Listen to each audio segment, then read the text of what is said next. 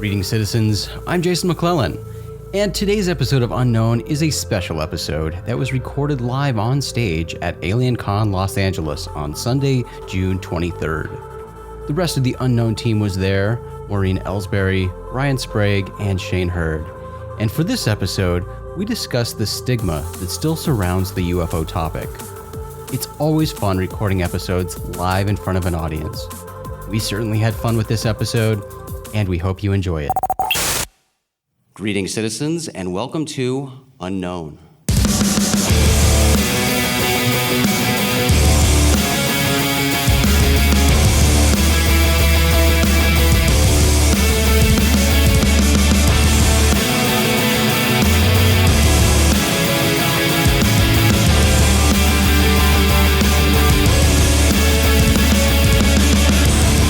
I'm Jason McClellan. I'm here with Ryan Sprague, Maureen Elsberry, and Shane Hurd, and today we're recording live from AlienCon LA. And we love doing these live recordings, not only because we're all together in the same place, which doesn't always happen, but also because we have the wonderful privilege of having a live audience today. Thank you guys so much for being here. How's it going, LA? Love having you guys here, and we hope to incorporate you into the show today. Thank you so much for being here. So today, we're going to spend most of our time together talking about what's known as the giggle factor, or the ridicule factor, attached with the topic of UFOs. The subject of UFOs, the very word itself, is stigmatized. UFOs have been in pop culture for a long time. Everybody loves seeing UFOs in movies and on TV. But what we're talking about today is UFOs in the real world. When someone claims to have seen a UFO, it hasn't been uncommon for claims of UFO sightings to be met with smirks, giggles, and outright ridicule. Because of this ridicule factor, many people refrain from sharing personal experiences or even attempting to discuss the topic of UFOs in public. So I want to give you an example to start off here. So I was recently interviewing a college professor at one of the largest public universities in the country. The topic of the interview wasn't related to UFOs at all. It was completely unrelated, and it was probably something about academics. I don't remember exactly. But this gentleman was in my office, and he happened to see a copy of a book on my desk, and it was a book that I'd written recently called Only Weirdos See UFOs. He saw this book sitting on my desk, and that's what prompted what I'll play for you now. I saw a flying craft one time. Did you? Yes. It was in the winter, in December in Tennessee, and it had been spotted several times by other people, usually in the night. And because it was in December, it was very clear, not a lot of humidity, anything like that, so you could see for a long way. And I talked to several people who had seen it or knew someone who had, and most of the sightings were in and around the freeway. And I was coming back from Nashville late at night, and I looked over and said, "Holy shit." And it was a huge vessel that was a layer cake kind of thing, a lot of red-orange with what appeared to be windows, and there was a rotation to it. And it was amazing. And the person in the car, I said, look at that. And we were just stunned. I said, we got to get a picture of this. And she reached in the back seat and screamed. And the reason is there was some kind of vehicle, literally, I was doing 65, right on our bumper. And it had very funny configuration of lighting. It wasn't like two headlights. Yeah. It was very different from that. And I just thought, fuck. And I just floorboarded it. And instantly, whatever was behind us was gone. Wow. And my car wasn't that fast. And it was very amazing. I've never forgotten it. I was in Tennessee last week, and I was making that ride. It was in the daytime, and I thought about this. This is about roughly where it was. And what year was that? Maybe 1970. So there were essentially two vehicles, There was the mothership, and then what I viewed as a scout ship that was literally right behind us, and I mean, literally. Do you think it had wheels? I mean, do you think? I have no idea because it was dark and it was so close I couldn't see well. Mainly, all I could see was the lights. And again, the lights were a kind of funky configuration. They weren't like this. Yeah. They were more like that. Okay. You know, and a triangular kind of thing. But what was amazing was the big vessel. Yeah. It was gigantic. Absolutely. You know, it was really big. And I'd say it was maybe 500 yards from the freeway. Because it was in December, there was no foliage. A clear night, you know, stars in the sky and all that, and so it was just outrageous. And again, lots of people had seen it over that month. Yeah. Who knows what it was? I So don't you know. think it was there for more than one day? Yes, Interesting. yes, because I know that some of the people who saw it at least a week before I did. Wow. Oh, interesting. You know, and I didn't see that big object fly. It was Sure. hovering, It was hovering. and you know, it could have been some kind of weird secret NASA thing that we never heard about. I mean, I don't know what it was, you know, but it certainly wasn't like any craft I ever saw, you know, and. So, as far as sightings go, this is a pretty incredible UFO encounter, and told by a respected college professor at a major university. But he told me that he hadn't ever shared this story with anyone before, and when I asked him for permission to use the recording of his story for this podcast, he obliged, but only under the condition that I not reveal his identity, because although now he is a professor emeritus, he's retired, he's still worried about the sort of backlash that he would face if it, at least as far as he perceives, that he would have to deal with if people knew that he was talking about having a UFO experience. And this is something we've all seen a lot over the years during our time in the UFO field. And Ryan, you've spoken to several people about UFO encounters. And that's what your book, Somewhere in the Skies, focuses on. So how difficult was it for you to get those witnesses to agree to have their identities published? Yeah, so when I first decided to write this book, I knew I wanted to focus on the individuals having the experience, so I was upfront. I told many people, if you want to be in the book, you have to use your real name. I want people to know that, like, everyday people are having these experiences and that they embrace it and that it's a part of their life. So I told them flat out, like, if you're going to be in the book, you got to use your real name. And at first, everyone's like, totally, it's fine, it's totally fine. Same with my podcast. If people come on to talk about their experiences or tell their stories, they're like, I would love to do it, yeah. I remember about a week or so before the publication of the book, I had one person come to me and say, I don't want my name in there. And I told them, there's nothing I can really do at this point. It's already off to the publisher and all this. And the woman got really upset and nervous, and she said, I regret doing this. I don't want, like, all my coworkers to start making fun of me. Like, it seemed okay at the time, but now I'm, like, really worried. I didn't know what to do. I'm like, it's too late. It's too late.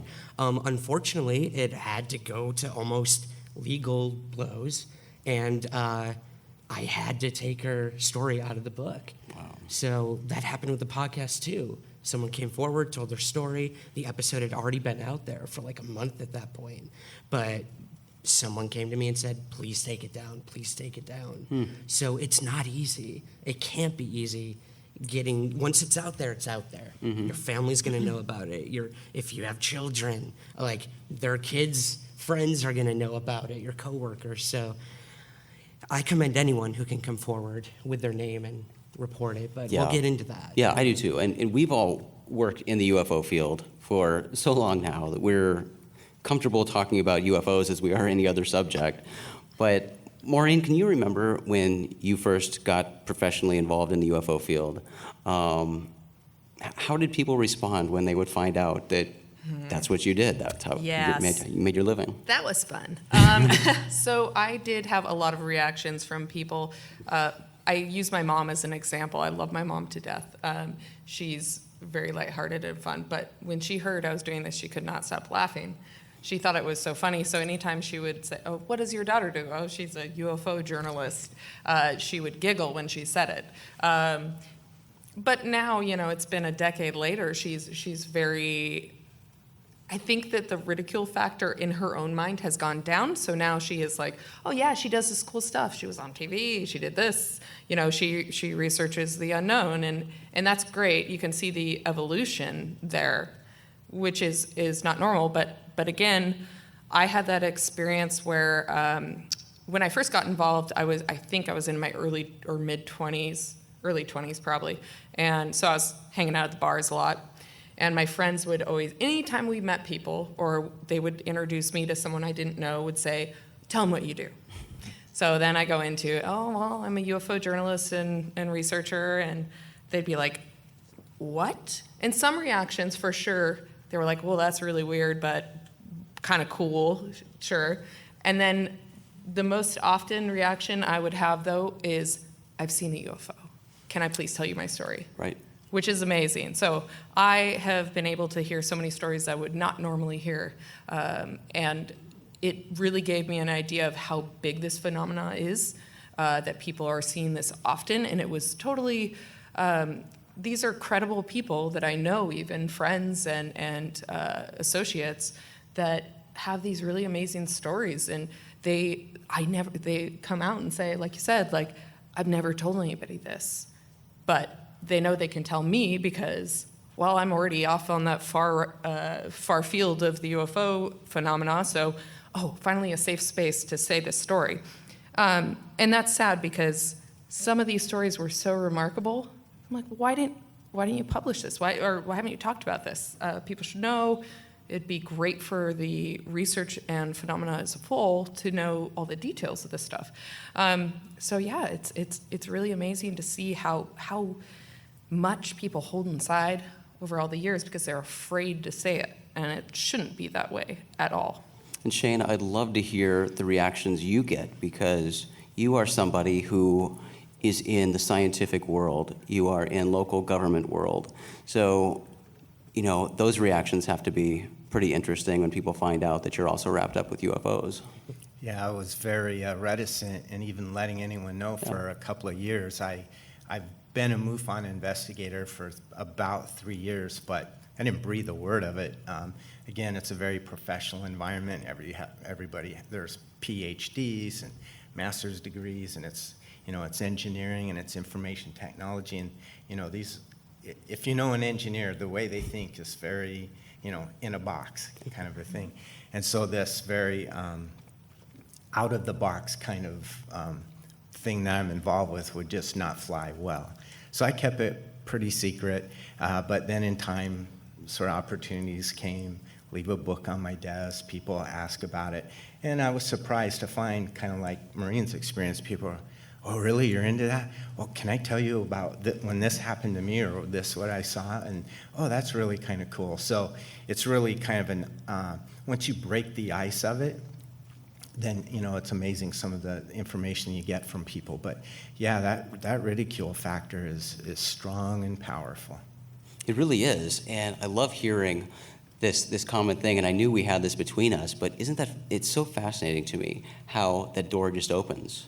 Right? And I'm sure you've experienced this too, Ryan, right? Mm-hmm. Where, you tell people what you do, there's that giggle factor, Oh, yeah. there's the little laugh. But when they find out that you're serious about it, then they do I've seen a UFO, or my uncle's seen a UFO, and the stories come out.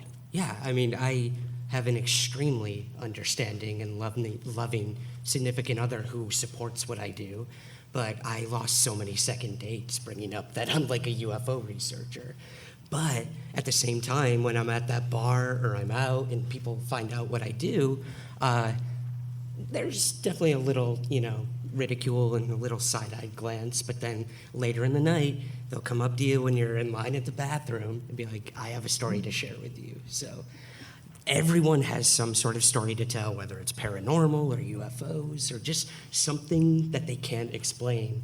And they're just looking for someone, not to necessarily answer it for them, but just to listen. To listen And see how they react and sort of gauge the room of is this okay to talk about? And I see that changing, but it's never going to go away. Right. Yeah, we'll talk about the change a little bit later. But back in April, the Washington Post and countless other media outlets ran stories about how the Navy specifically was reworking their UFO reporting procedures, and at one point these stories made, or one point that the stories are making is that the Navy specifically is trying to destigmatize UFOs in the hopes that their personnel will feel more comfortable reporting UFO sightings. And this is a central theme in the History Channel's new show Unidentified, right? I mean, the focus on reducing the stigma surrounding the topic. And what do you guys think? I mean, I think personally that's incredibly important because we know for a fact that not just the Navy, but military in general, military personnel encounter UFOs all the time. Yeah, but I mean, this is interesting though, because we know this has existed for a long time. Jason and I, where we used to work, Open Minds, we had this treasure trove of old materials, of manuals and all sorts of stuff.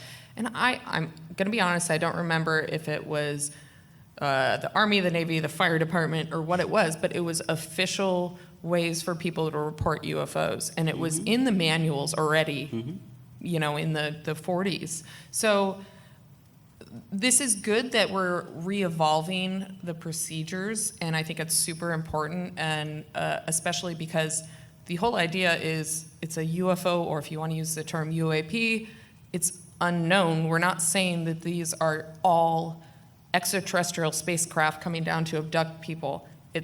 These are mysterious objects that we cannot explain in our skies right now.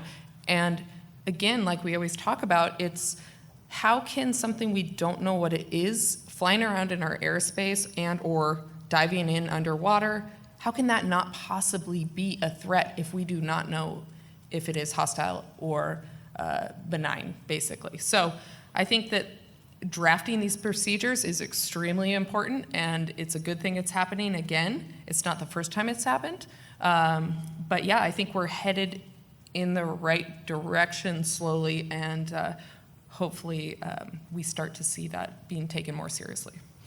I was thinking too that when it comes to the ridicule factor, the original source of the ridicule factor is the military. They made a concerted effort long ago that this is how we're going to handle this. We're going to poo-poo it by ridiculing people. Right. So the Navy coming out now and sort of taking away that stigma a little bit, I think will go a long way to reducing that stigma, because they're the ones that started it, basically. Not the Navy specifically, right, but the government. So once leadership in our country starts allowing this to be treated in a serious way, then hopefully it will release it. But it will take time, because people are scared for their jobs, scared for their family relationships, for their religion, all those sorts of things. So I think it will be a powerful tool if it allows to continue to help reduce that ridicule. Yeah, I mean, I haven't heard any reported cases of wild swamp gas lately. That's true. But I am glad, Shane, that you brought up the origin, and that is true. And I do just want to point out that what he's talking about, we hear a lot about, the evil government or the government being the bad guys when it comes to UFOs because of the government cover-up with all of this. And that all isn't conspiracy or conspiracy theory. We know that for a fact, and specifically with ridicule, we know that for a fact too. That was an established official policy of the U.S. government to ridicule the topic of UFOs, to make people who reported UFOs seem like silly weirdos, to make the topic itself seem like a whole bunch of silliness. And the mandate also included using popular culture, things like radio, things like movies, things like TV, to push this message that, yeah, UFOs are fun, silly sci-fi, but that's it, and anybody who believes UFOs are real are nuts. So that was an established policy. So you can read all about that. That is public record. Mm-hmm. Yeah, the CIA specifically sought out the biggest newspapers in the country and told them to make fun of this. If anyone reports it, it gets into the local newspaper. Do whatever you can to downplay it and make the people seeing these things laughable or crazy or hysterical. And that even goes into Blue Book. Right, and it's not just the U.S. government either. The UK government had an official policy with their UFO program too. And Nick Pope's been talking here all weekend, and he's somebody who certainly can speak to that because he served in an official capacity in that role with their UFO program. And he's come out and said, look, that was an official policy we had. He calls it spin and dirty tricks. You know, that's what they did. They sought out to make fun of people who reported UFOs. Yeah, I think it's important to sort of realize that when the government hired an astronomer to debunk UFOs, he couldn't do it. And he actually flipped around and became a believer. So Right. even the government hired people to say, you're not seeing this, you're not seeing this. And for like the leading astronomer to come out and say, you are seeing that, and I can't explain it. It's very telling, in my opinion. So, yeah, a lot of this stems from the 40s and 50s. And a lot's happened since then. Yeah. And we're seeing a lot happen now at a very accelerated pace.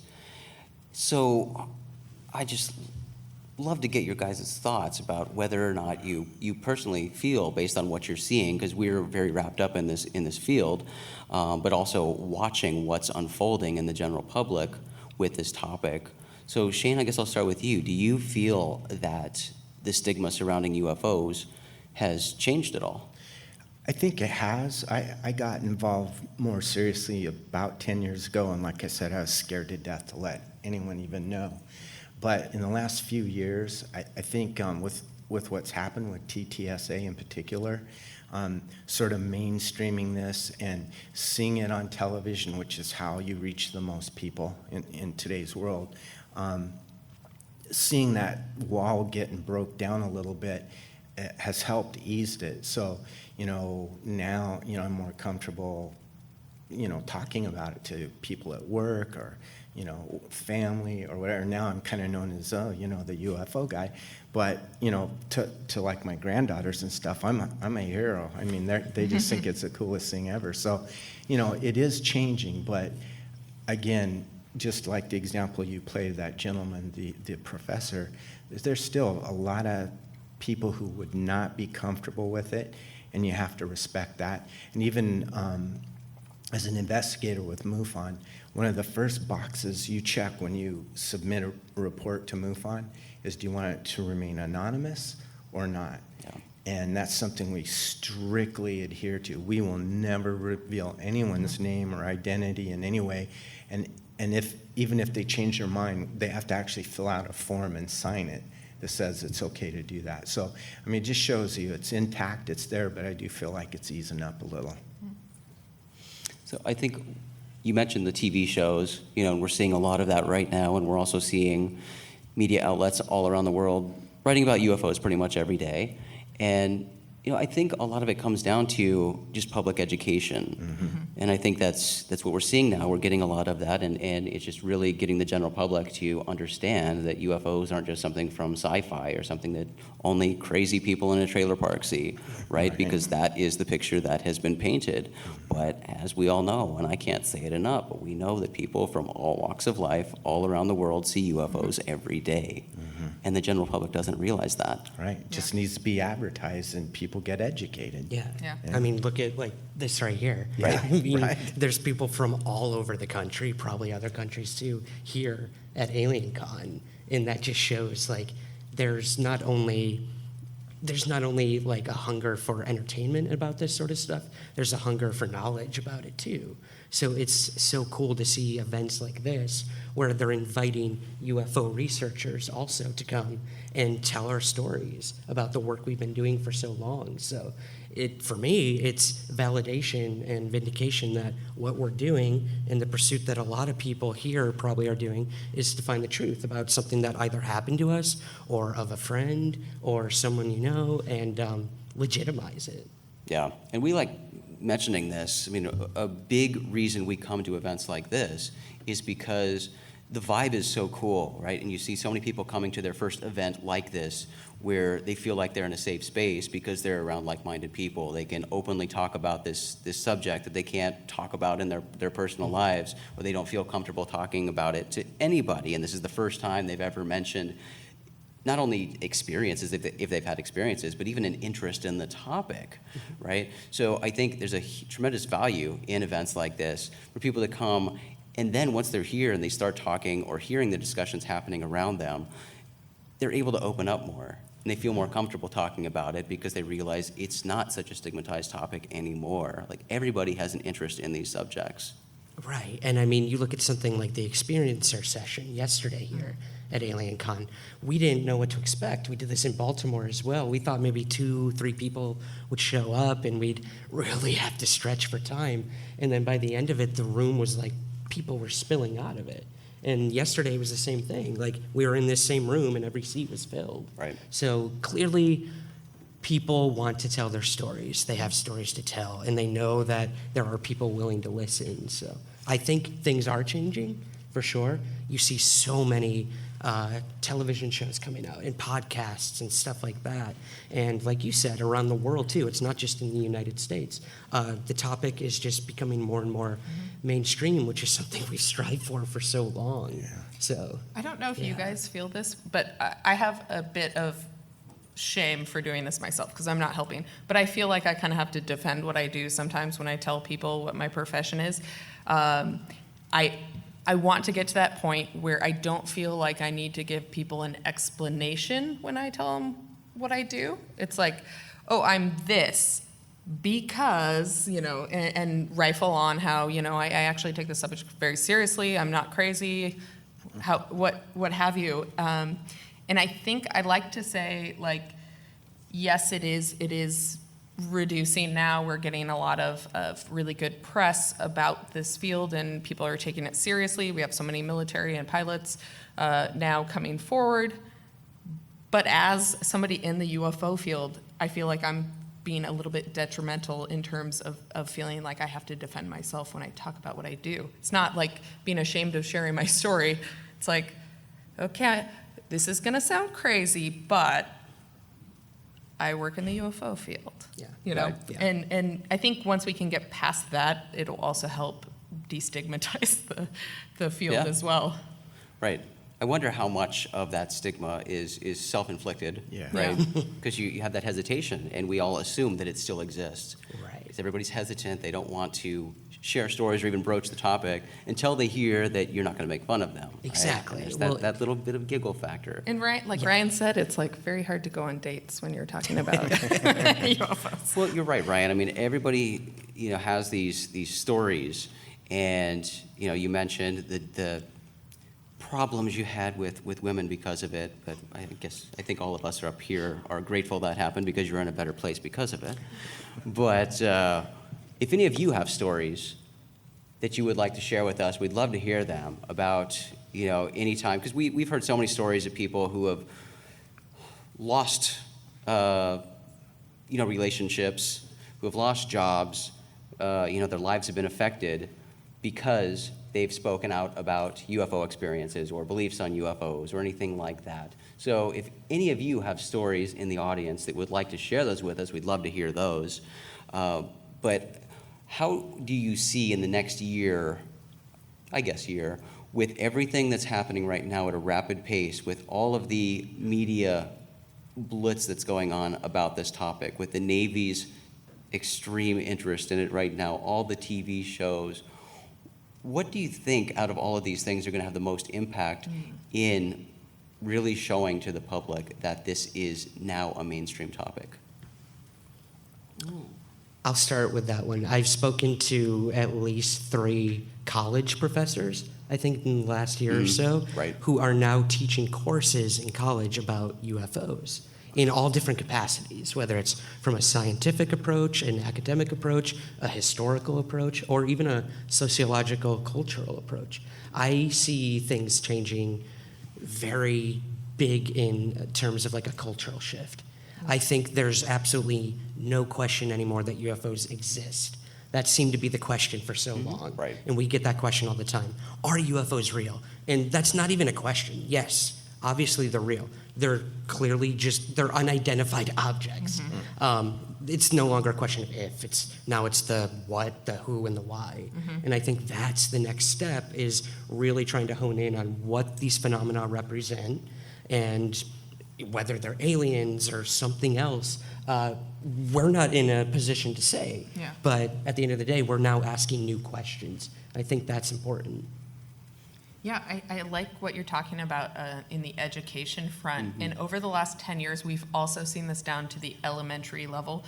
And I love Right. seeing this. There's always some article that's like, oh, this science class in 5th grade, they had a crashed UFO and the kids had to go out onto the field and investigate the crash and use the scientific method to detail and interview witnesses. And I think that's fantastic. I wish that I had that sort of programming Hell when yeah. I was in Yeah. school and or in college. That's awesome. Yeah. There is some sort of online thing where you can get, I think you did it, that you could get the ufologist degree, Oh, which I was did kind of not a do the joke. Or was ufologist it, oh, degree. no, No, it I was did. somebody did it. No. Well, anyways, there is I did no like an astrobiology ufologist certificate. degree, so don't do that. But I think understanding, again, like getting down to ingraining this from a young age, that it's not something to laugh about and it's something that's totally acceptable. We all see occasionally strange things we can't explain. That's a great way to, I think, change the course and change the conversation and change the way we're going to advance in the future.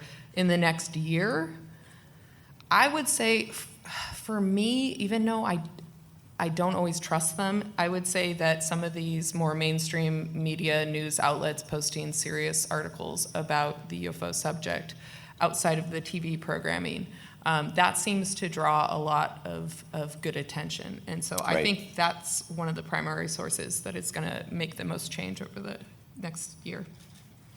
Yeah. The public education is really key, I think, because there's still just a lot of misperception that continues to get pushed, right? I mean, first we have to get over the hurdle of helping people understand that UFOs are quite common, right? They're seen every single day all over the world, but also who's seeing them and who's taking the subject seriously. Right? All of a sudden it's news that the Navy's taking UFOs seriously. But the military and the government have always taken UFOs seriously. They've not always shared that information with us, but they've always taken the subject seriously. The scientific community, that's another misperception, that the scientific community wants nothing to do with UFOs. They think it's ridiculous, and that is not true. Yes, that is the established mainstream position, that not really anything interesting to see here, but there are countless mainstream scientists who actively research this subject. Yeah, I think too, when you think about it, what we're seeing happening now, people are calling kind of a confirmation or a disclosure. But what it is you know, when you educate people, you start with the more elemental and basics, then you add more information once they've been able to assimilate that, and you keep adding more. So what we're seeing now is, look, we're now talking about, you know, the what, when, and where, which is something that you can have data for, you know, these Navy radar systems and other sensors, they can answer those questions. Right. Establishing the reality that these objects exist, right? But that's a big deal, to even have the general public, you know, accept that, you know, these things are real and they're not ours. So it'll take a while. We'll live in that world at that level. And then we'll go to the next grade, you know, and then pretty soon we'll be up to the point where we'll be asking now who and why.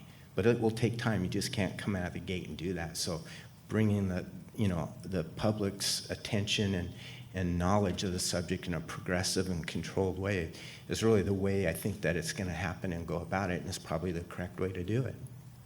Shane, I know you deal with people on an individual level as an investigator, and these are people, you know, just like Ryan did with his book, and he does every single day, really working with people for his podcast. Ryan focuses on experiences, really, and the people and hearing the stories.